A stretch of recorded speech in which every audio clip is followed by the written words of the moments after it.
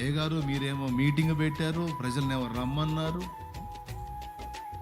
ఇంతవరకు రైసుకి వండేదానికి ఏమి ఇయ్యలేదు. భక్త సింగ్ గారు కూడా చెన్నైలో వాక్యం చెప్తున్నాడు. ఆయన మధ్యాహ్నం లంచ్ టైం అవుతుంది, కూటం జరుగుతుంది, ఫుడ్ లేదు.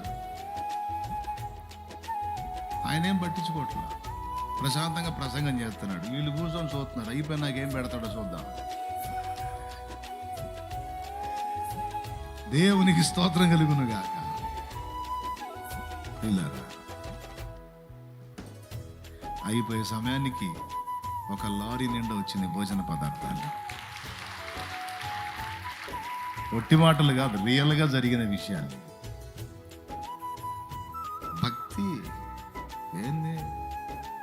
పిల్లలు అమ్మా అమ్మా ఏమైద్దోనమ్మా, ఏం జరిగిద్దోనమ్మా, భయపడు పనికి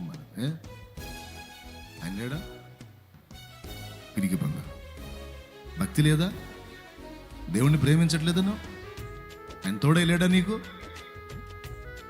ఆఖరి నిమిషంలో నేను అద్భుతం జరుగుతా, ప్రార్థన చేస్తాపో, నా తండ్రిని అడుగుతాపో. ఓకే, ఆ మెట్టుకు రావాలరా తల్లి నువ్వు.